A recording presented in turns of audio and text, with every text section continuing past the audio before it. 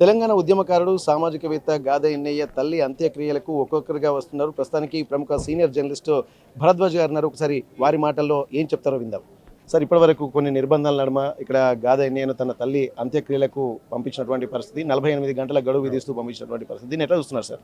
అంటే 48 గంటలు court permission ఇచ్చింది, బెయిల్ ఇచ్చింది 48 గంటలని. కానీ జైలర్ నుంచి వీళ్ళకు ఉన్నటువంటి మౌఖికమైనటువంటి ఆదేశం ఏంటంటే అంత్యక్రియలు పూర్తవగానే తీసుకొచ్చేయమని. సరే, దాన్ని పాటించడానికే వీళ్ళు ప్రయత్నం చేస్తారు. అయితే కోర్టు ఆర్డర్ని చదివి మీరు నిర్ణయం చెప్పండి అని అడుగుతున్నారు వీళ్ళు. అది ఎలా జరుగుతుందనేది చూడాలి. అంటే ఇలా ఉంది పరిస్థితి. అంటే ఆయన్ని పంపించినప్పటికీ కోర్టు ఇచ్చిన పర్మిషన్ని కూడా పట్టించుకోని పరిస్థితి అయితే కనిపిస్తోంది. అయితే ఆయన ఎందుకు జైలుకు వెళ్ళాడు? ఒక రకంగా ఆవిడ మరణానికి రాజ్యం కారణం అని నేను అనుకుంటాను. ఎందుకంటే ఆవిడ చాలా అనారోగ్యంతో ఉంది, దాదాపు కోమాలో ఉన్నటువంటి పరిస్థితి. వయసు రీత్యా ఆయన దగ్గరుండి చూసుకుంటున్నటువంటి క్రమంలో ఆయన అరెస్టు ఆవిడ మీద ఏదో మేరకు ప్రభావం చూపించి ఉంటుంది. తర్వాత మళ్ళీ మొన్నొచ్చి సోదాల పేరుతో హడావిడి చేయటం, వీటి తాలూకా ఇంపాక్ట్ కనిపించకుండా, అంటే ఆవిడ బయటికి ఎక్స్ప్రెస్ చేసి ఉండకపోవచ్చు కానీ ఆవిడ బ్రెయిన్ మీద ఇవన్నీ పనిచేస్తూనే ఉండుంటాయి. ఆ క్రమంలోనే ఆవిడ మరణం అలా అంటే కొంత ముందుకు తోసుకొచ్చి కూడా ఉండొచ్చు. అందుకని ఇది రాజ్యం చేసినటువంటి భావించాల్సి ఉంటుంది. అంటే ఆయన చేసిన తప్పేమీ లేదు, ఆయన సాయుధంగా లేడు, ఆయనేమో ఆయుధాలతో పోరాటాలు ఏం చేయట్లేదు. కాకపోతే పోరాటాలని ప్రయత్నం చేయకండి, రెండే ఆప్షన్స్ ఇస్తోంది ఎవరికైనా. లొంగిపోతారా అని, ఈ లొంగిపోతారా అని ఆప్షన్ ఇవ్వటం తప్పు, దాన్ని ప్రోత్సహించడం తప్పు అని మాట్లాడాడు ఆయన. ఆ మాట్లాడిన పాపానికి తీసుకెళ్ళి ఇప్పుడు లోపల పెట్టారు ఆయన్ని బయటకు తెచ్చుకోవాల్సిన బాధ్యత ఖచ్చితంగా ప్రజలందరికీ ఉంది. ప్రజలు ప్రతిపక్షంగా తయారైతే తప్ప ఇలాంటి నిర్బంధం కాదు, ఇది యుద్ధమే. వాళ్ళు నేరుగా ప్రజల మీద చేస్తున్నటువంటి యుద్ధం, కగారు అంతిమ యుద్ధం అని ప్రకటించారు కదా వాళ్ళే. ఆ యుద్ధాన్ని ఆపాలంటే యువతల వైపు ప్రజలు ప్రజాసైన్యంగా తయారైతే తప్ప అది అవ్వదు. అందుకని ఆ స్ఫూర్తిని ఇవ్వాలి ఈ సందర్భంగా. కాబట్టి ప్రజలు నుంచి ఒక స్పందన తీసుకురావడానికి ఒక ప్రయత్నం జరగాలి. ఉద్యమకారులు కూడా ఈ ఉద్యమం అవసరమైనటువంటి శ్రేణుల్లోకి రిట్రీట్ అవ్వాల్సినటువంటి అవసరం ఉంది. అప్పుడు మాత్రమే ఈ పరిస్థితులు పోతాయి. అప్పటి వరకు ఇలాంటి నిర్బంధాలు, ఇలాంటి అరెస్టులు ఇంకా చాలా జరుగుతాయి. అలాగే ఎన్నయ్య గారి అరెస్టుతో ఇంకొక విషయం స్పష్టం చేయదలుచుకున్నాడు ఆయన, అమిత్ షా గారు. అంటే చాలామంది ఏమనుకున్నారంటే మార్చి నెలాఖరుకి మావోయిస్టుల అంటే ఏరివేస్తాను పూర్తి స్థాయిలో అని చెప్పాడు ఆయన. చెప్పి 31కి పూర్తిగా ఈ దేశంలో మావోయిస్టు లేకుండా చేస్తానని చెప్పాడు. నక్సల్ రహిత భారత్ అన్నాడు. అనటం కాన్స్టిట్యూషనల్గా తప్పు. ఆయన మీద ఎవరూ కేసు వేయలేదు. కాన్స్టిట్యూషనల్ వైలేషన్ చేసినందుకు నిజానికి ఆయన లోపల పెట్టాలి. కానీ ఆయన బహిరంగంగా తిరుగుతున్నాడు, ఈ హత్యాకాండాలన్నీ చేస్తున్నాడు, నేరుగా చంపుతున్నారు, కొంతమందిని కనిపించకుండా చంపుతున్నారు ఇలా. కాబట్టి ఈ జరుగుతున్నటువంటి పరిస్థితిని ప్రపంచానికి చెప్పే ప్రయత్నం ఎవరు చేసినా ఇదే పరిస్థితి. ఇదేదో 31 తర్వాత అర్బన్ నక్సల్స్ అనే పేరుతో ఏదో చేస్తారు, బయట మాట్లాడుతున్న వాళ్ళ గొంతులు నొక్కుతారని అనుకున్నారు. కానీ ఈ రెండు ప్యారలల్గా జరపదలుచుకున్నాం మేము అని చెప్పి ఇండికేట్ చేయడం కోసమే గాదె ఎన్నయ్య గారి మీద ఈ కేసు పెట్టి తీసుకెళ్ళి లోపల పెట్టారు. కాబట్టి దీన్ని ప్రజలందరూ ముక్తకంఠంతో ఖండించి ప్రజలు ఎక్కడికక్కడ రోడ్డు మీదకి వచ్చి నిరసనలు తెలియజేయగలగటం అనేది మాత్రమే దీనికి పరిష్కారం. సార్, ఇప్పటివరకు కొన్ని ఎవరు ప్రశ్నించినా కానీ ఇట్లాంటి పరిస్థితులు అని చెప్పు. మొన్న రీసెంట్గా కొన్ని వార్తలు ప్రసారం చేశారన్నటువంటి నేపథ్యంలో కొంతమంది జర్నలిస్టులను కూడా ఎయిర్పోర్ట్లో అరెస్ట్ చేసినటువంటి సందర్భాలు ఉన్నాయి. అటువంటి అప్పుడు ఎవరైతే ప్రశ్నించినా, ఎవరైతే నిజాయితీగా ముందుకు వెళ్ళినా కానీ ఎందుకు ఇటువంటి పరిస్థితులు తలెత్తున్నాయని మీరు ఒక సీనియర్ జర్నలిస్ట్గా మీరు భావిస్తున్నారు? అంటే నిన్న జరిగినటువంటి జర్నలిస్టుల అరెస్టుల గురించి ప్రత్యేకంగా ఆలోచించాల్సినటువంటి అవసరం ఉంది. ఈ అరెస్ట్ అయినటువంటి జర్నలిస్టులు వాళ్ళ ప్రయోజనాల కోసం వాళ్ళు అరెస్ట్ కాలేదు. చాలా స్పష్టంగా వాళ్ళు కంపెనీ కోసం పనిచేశారు. కంపెనీ యాజమాన్యానికి కొన్ని ప్రయోజనాలు ఉంటాయి. వాళ్ళు ఏ వార్త అయితే ప్రసారం చేశారని వాళ్ళ మీద కేసు పెట్టారో ఆ వార్త వాళ్ళుగా ప్రసారం చేసే కండిషన్ ఉండదు. ఎందుకంటే అలాంటి వార్త టెలికాస్ట్ కావాలంటే అంటే మేనేజ్మెంట్ పర్మిషన్ లేకుండా చేయరు. ఆ పర్మిషన్ వాళ్ళు ఇచ్చిన తర్వాత అయినా జరిగి ఉండాలి, లేదు వాళ్ళ ఇన్స్ట్రక్షన్తో అయినా ఈ వార్త వేసి ఉండాలి. ఇప్పటి వరకు దానికి సంబంధించిన ప్రకటన రాలేదు అటు నుంచి. అంటే ఎందుకు ఈ వార్త వేశాము, దీనికి ఉన్న సోర్స్ చెప్పక్కర్లేదు. దీనికి ఉన్నటువంటి ఒక అథెంటిసిటీ గురించి వాళ్ళు ఓపెన్గా ఒక ప్రకటన చేసి ఉండొచ్చు, కానీ మాట్లాడలేదు ఇప్పటిదాకా. కాబట్టి దానికి మేనేజ్మెంట్ తాలూకా గొడవ ఒకటి ఉంది. అయితే జర్నలిస్టులను అరెస్ట్ చేయడం దుర్మార్గమే. నా ఉద్దేశంలో ఏంటంటే మీడియా అనే దాన్ని టోటల్గా స్టేట్ కంట్రోల్లోకి తీసేసుకుంది. వాళ్ళ ప్రయోజనాల కోసమే ఆ వార్త సర్క్యులేట్ అయింది. వాళ్ళు ఎక్కడో ఇన్కన్వీనియన్స్ ఫీల్ అయ్యి ఈ అరెస్టుల కార్యక్రమానికి దిగారు. వీళ్ళని బలిపశువులను చేశారు, ఏది ఉద్యోగస్తుల్ని బలిపశువులను చేశారు. జరిగింది అది. కాబట్టి ఆ కోణంలోనే ఆలోచించాలి. మీడియా స్వేచ్ఛ అంటే ఎవరైనా గనక ప్రభుత్వ చర్యల్ని ఖండిస్తూ మాట్లాడినా ఆ యూట్యూబ్ ఛానల్స్ని కూడా పీకేస్తున్నారు. నేరుగా వాళ్ళే ఆ మేనేజ్మెంట్ అంటే ఎవరైతే నిర్వహిస్తున్నారో వాళ్ళ దగ్గరికి వెళ్ళి అది తీసేయండి అని చెప్తున్నారు. కాబట్టి ప్రభుత్వ వ్యతిరేక కార్యక్రమాలు లేదు, ప్రజానుకూల కార్యక్రమాలు, ప్రజల మీద వాళ్ళు చేస్తున్న దుర్మార్గాల గురించి ఎవరు మాట్లాడినా ఆ ఛానల్స్ను ఉంచటం లేదు. ఉనికిలో ఉన్నటువంటి ఛానల్స్ అన్నీ కూడా అంటే రాజ్యానికి అక్కడ కూడా అదే లొంగిపోతారా, ఇది ఒకటే మార్గం, ఇంకోటి లేదు. No option, second third option లేదు ఈ దేశంలో. కాబట్టి లొంగిపోదలుచుకున్న వాళ్ళు లొంగిపోవచ్చు, కానీ దెబ్బలాడకపోతే జీవితం లేదు అనుకున్నవాడు దెబ్బలాడాలి. అది పరిస్థితి. సార్, బాబాసాహెబ్ అంబేద్కర్ రాసినటువంటి రాజ్యాంగానికి విరుద్ధంగానే ఇప్పుడు జరుగుతున్నట్టుగా మీరు చెప్పే మాటల్లో మనకు స్పష్టంగా తెలుస్తున్నారు సార్. మరి దీనికి ప్రత్యామ్నాయం ఏమని అనుకుంటారు సార్? అంబేద్కర్ రాజ్యాంగాన్ని పూర్తిగా తుంగలో తొక్కి వాళ్ళ రాజ్యాంగాన్ని వాళ్ళు అమలు చేస్తున్నారు. రామాయణ రాజ్యాంగం అమలు జరుగుతోంది. రాముడు అడవుల్లోకి వెళ్ళి చేసిన పనేమిటి? వాళ్ళ అమ్మగారు కైక గారు 14 ఏళ్ళు అడవికి వెళ్ళమని చెప్తే అయోధ్య పక్కన ఒక పర్ణశాల వేసుకుని ఒక అడవిలో 14 ఏళ్ళు అక్కడ ఉండి వెళ్ళిపోవచ్చు కదా, ఇంటికి ఆయన ఎందుకు వెళ్ళలేదు? అడవంతా తిరిగాడు, ఆయన ఆపరేషన్ చేశాడు, వాళ్ళని వీళ్ళని అనేక మందిని చంపాడు. త్రిశూరుడిని చంపాడు, తర్వాత వాలిని చంపాడు, రావణ బ్రహ్మని చంపాడు. ఈ ప్రోగ్రాంలో ఉన్నాడు ఆయన.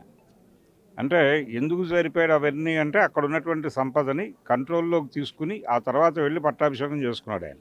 వీళ్ళు చేస్తోంది అదే.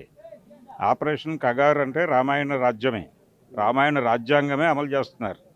అంబేద్కర్ రాజ్యాంగాన్ని పక్కన పెట్టి రామాయణ రాజ్యాంగం పేరుతో ఈ జనాలను అంటే 92లో బాబ్రీ మసీదుని కూల్చివేసిన సందర్భంగా వాళ్ళు మతం పేరుతో జనాల బుర్రలన్నింటినీ తమ కంట్రోల్లోకి తీసుకున్నారు. అదొక ఆపరేటివ్ సిస్టమ్ మతం అనేది. ఈ మతం అనేటువంటి ఒక ఆల్గారిథం, ఒక ఆపరేటివ్ సిస్టమ్ని దగ్గర పెట్టుకుని వాళ్ళు ప్రజల బుర్రలను ఆపరేట్ చేస్తున్నారు చాలా స్పష్టంగా. ఇది మేము ఒక చిటికేస్తే ఇంతమంది కదిలి రాగలరు, మేము ఏది చెప్పినా చేయడానికి ప్రజలు సిద్ధంగా ఉన్నారు అనే విషయం ప్రపంచ కార్పొరేట్లకు అర్థం చేయించడం కోసం బాబ్రీ మసీద్ అనే వేదికను ఎంచుకున్నారు. వాళ్ళు ఎంచుకొని అక్కడ ఆ మసీదు కూలగొట్టడం ద్వారా ప్రపంచ కార్పొరేట్లకు సిగ్నల్ ఇచ్చారు, మీరు కాంగ్రెస్తో కాదు పొత్తు పెట్టుకోవాల్సింది మాతో. కాంగ్రెస్ అనేది దేశంలో మృతప్రాయం అయిపోతుంది, మేమే రూల్ చేయబోతున్నాం అనే విషయాన్ని చెప్పి అక్కడ నుంచి వాళ్ళు కార్పొరేటైజ్ అయ్యి మతం పేరుతో వాళ్ళు పోగేసిన జనాలతో కార్పొరేట్లకు ఊడిగం చేయించడం జరుగుతోంది. దీన్నే పాసిజం అంటారు. కాబట్టి ఆ పాసిస్ట్ స్టేట్లో ఉన్నాం మనం ఇప్పుడు. అందుకని రాజ్యాంగం నిజానికి వాళ్ళు గత ఎన్నికల్లో 100 సీట్లు కోల్పోయారు. 24లో జరిగినటువంటి ఎన్నికల్లో 60 ఫిజికల్గా కోల్పోయారు, 40 రావాల్సిన సీట్లు రాలేదు. కాబట్టి వాళ్ళు ఒరిజినల్గా ఇంకో రాజ్యాంగం రాసుకున్నారు. దాన్ని ప్రస్తుతానికి నాగ్పూర్లో ఫ్రిడ్జ్లో పెట్టారు. ఏ క్షణం అది అప్రకటితంగా అమలవుతోంది. దాన్ని ప్రకటితంగా అమలు చేసేటువంటి ప్రయత్నాలు కూడా జరుగుతున్నాయి. నిన్నో మొన్న చూసాం మనం, పేపర్లోనే వచ్చిన వార్త. అంటే నరేంద్ర మోడీ గారు విదేశీ చట్టాల దగ్గర నుంచి మొదలుపెట్టి చాలా విషయాల్లో మార్పులు తీసుకురావడానికి ప్రయత్నం చేస్తున్నారు అని. కాబట్టి ఆ మార్పులన్నీ కూడా ఆయన రాసుకున్నటువంటి వాళ్ళు రాసుకున్న రాజ్యాంగం ప్రకారం ఉంటాయి. అది ఖచ్చితంగా అంబేద్కర్ రాజ్యాంగాన్ని కింద భూమిలో పాతేసే ప్రయత్నం జరుగుతోంది. ఇప్పటికీ ఈ దేశంలో దళితులు, మైనారిటీలు అందరూ రాజ్యాంగాన్ని అడ్డం పెట్టుకుని ఏదో మేరకు జీవించడానికి ప్రయత్నం చేస్తున్నారు. ఇప్పుడు జరగవలసిన కార్యక్రమం ఏంటంటే కాన్స్టిట్యూషన్ని కాపాడుకోవడం. రాజ్యాంగ పరిరక్షణ అనేటువంటిది ఒక ఉద్యమంగా జరగవలసినటువంటి అవసరం ఉంది. రాజ్యాంగాన్ని అడ్డం పెట్టుకుని బతుకుతున్నటువంటి శ్రేణులన్నిటినీ ఆర్గనైజ్ చేసి వాళ్ళల్లోకి రిట్రీట్ కావాల్సిన అవసరం ఉంది మావోయిస్ట్ పార్టీ. అది జరిగినప్పుడు మాత్రమే ఒక ఆల్టర్నేటివ్ వెల్లువ క్రియేట్ చేయాలి ఇటు నుంచి, రాజ్యాంగ పరిరక్షణ అనే పేరుతో. అది జరిగినప్పుడు మాత్రమే స్టేట్ నోరు మూతపడుతుంది. ఆ చేతల్ని కట్టడి చేయడానికి ఇది ఒకటే మార్గం. ఇప్పుడు ప్రపంచీకరణ గురించి లేకపోతే ప్రపంచంలో జరుగుతున్నటువంటి పరిణామాలు అలాగే ఇక్కడ మోడీ కూడా విదేశీ దౌత్యపరమైనటువంటి ఆలోచనతో చేస్తున్నటువంటి నేపథ్యంలో ఇప్పుడు భారతదేశంలో కూడా ఇప్పుడు రామాయణ రాజ్యాంగం అన్నటువంటి ఒక పేరు తీసుకొచ్చారు సార్. వాస్తవానికి ఏంటంటే దానికి దీనికి మీరు కంపారిజన్ అనేది కూడా ఈక్వల్గానే కనిపిస్తుంది. ఈ నేపథ్యంలో ఇప్పుడు బంగ్లాదేశ్ లాంటి ప్రాంతాలలో కూడా ఇట్లాంటి ఒక మారణకాండాలు జరుగుతున్నాయి కదా సార్, దీన్ని ఎట్లా చూస్తున్నారు? ప్రపంచంలో ఎక్కడైనా రామాయణమే అమలవుతుంది. ఇప్పుడు సద్దాం హుస్సేన్ అమెరికా ఏం చెప్పింది? సద్దాం హుస్సేన్ దగ్గర జీవరసాయన ఆయుధాలు ఉన్నాయి, వాటితో ప్రపంచాన్ని సర్వనాశనం చేయబోతున్నాడు, ప్రపంచాన్ని కాపాడటం కోసం మేము ఆయన మీద దాడి చేస్తున్నామని చెప్పి వెళ్ళి ఆయన అరెస్ట్ చేసిన తర్వాత మేము పరిశోధించాం, అక్కడ జీవరసాయన ఆయుధాలు లేవు అని అప్పుడు చెప్పారు కదా. మన కళ్ళ ముందు జరిగిన కథ అది.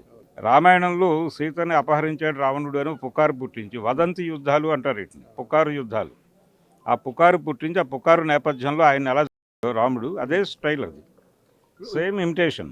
ఇప్పుడు ఒసామా బిన్ లాడెన్ కానీ ఇప్పుడు సద్దాం హుస్సేన్ కానీ ఇట్లాంటి కొంతమంది తీవ్రవాదులని ఏదైతే చెప్పుకుంటున్నారు సార్, ఇవన్నీ కూడా దాని కిందకే వస్తాయి సార్. మరి ఈ ప్రపంచంలో వాళ్ళు బ్రాండ్ చేస్తున్నటువంటి తీవ్రవాదులు చేస్తున్న విధ్వంసం కన్నా అభివృద్ధి అనే పేరుతో ప్రభుత్వాలు చేస్తున్న విధ్వంసమే ఎక్కువ.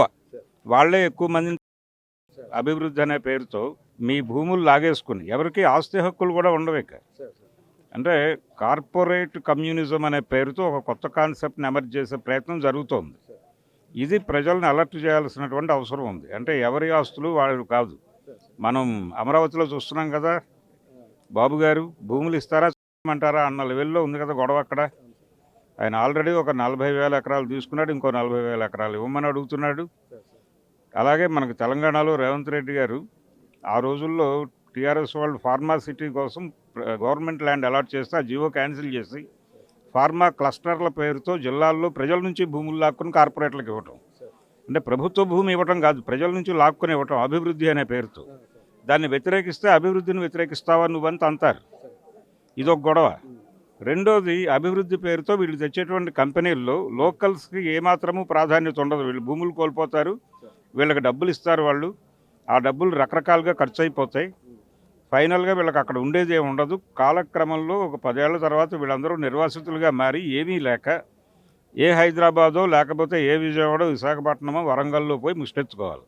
ప్రజల్ని ముష్టివాళ్ళుగా మార్చేటువంటి కార్యక్రమం అభివృద్ధి అనే పేరుతో చేస్తున్నారు. ఇంతకంటే ఉగ్రవాదం ఇంకోటి ఉండదు. కాబట్టి ప్రపంచం మొత్తం మీద ఉగ్రవాదం చేస్తున్నటువంటి విధ్వంసం అనేది చాలా మైనస్లో ఉంటుంది. అది వీళ్ళు లీగలైజ్ అంటే వీళ్ళ రాజ్యం ఇచ్చినటువంటి ప్రకృతి హక్కులే ఇవన్నీ కూడా. అంటే కర్రనోడిదే గొర్రె అనే పద్ధతి ఉంది కదా, అదే స్టైల్లో జనాల్ని సాగుకొడుతున్నారు. అభివృద్ధి అనేటువంటి ఒక అంకుశం పట్టుకుని ప్రజల్ని టార్చర్ పెట్టి ముష్టివాళ్ళుగా మార్చే ప్రయత్నం అందరూ చేస్తున్నారు.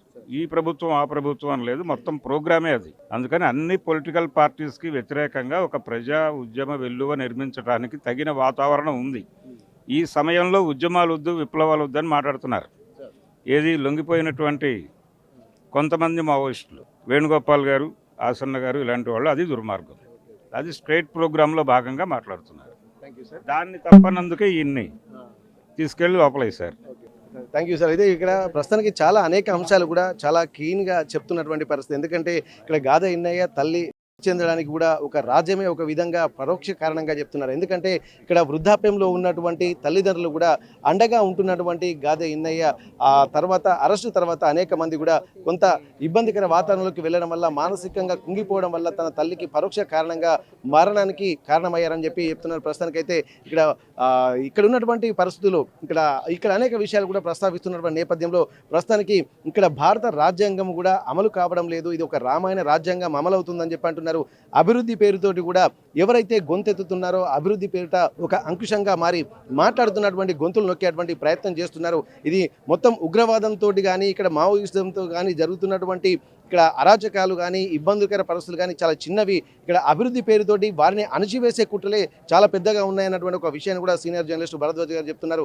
ఏదేమైనప్పటికీ కూడా ఇక్కడ కొంత నిర్బంధాల నడుమ కాకుండా కొంత ఫ్రీగా ఉండి ఇప్పుడు ఉన్నటువంటి అరెస్టు కూడా ఇన్నయ్యను చేసినటువంటి అరెస్టు కూడా ఒక అక్రమ అరెస్టే అని చెప్పి ఇక్కడ చెప్తున్నటువంటి నేపథ్యంలో చాలామంది కూడా ఇక్కడికి వచ్చి తమ అభిప్రాయాలు వ్యక్తం చేస్తున్నారు. గాదె ఇన్నయ్యను ఇక్కడ పూర్తి స్థాయిలో వీలైనంత తొందరగా బెయిల్ ఇచ్చి రిలీజ్ చేస్తే బాగుంటుంది. తన కుటుంబంగా నమ్ముకుంటున్నటువంటి 160 మంది విద్యార్థులు కూడా అనాథలైపోయారు. తల్లిదండ్రులు లేనటువంటి వాళ్ళకు కూడా దిక్సూచిగా నిలబడి అండగా నిలబడినటువంటి గాదా ఇన్నయ్య అరెస్టు అక్రమం అన్నటువంటి ఆలోచనలు కూడా ఇక్కడ వ్యక్తమవుతున్నటువంటి పరిస్థితి. జఫర్గఢ్ మండలం సాగరం గ్రామం నుండి కెమెరా పర్సన్ వంశీతో వెంకటరత్నం, RTV వరంగల్. చరిత్ర సృష్టించినోడు ఇప్పుడు ఆ చరిత్రని తిరగరాయబోతున్నాడు. అబద్ధాల గోడల్ని బద్దలు కొట్టి నిజాలను రాగా మీ ముందుంచబోతున్నాడు. నిజమైన వార్తల కోసం వెంటనే డౌన్లోడ్ చేసుకోండి రా యాప్ని.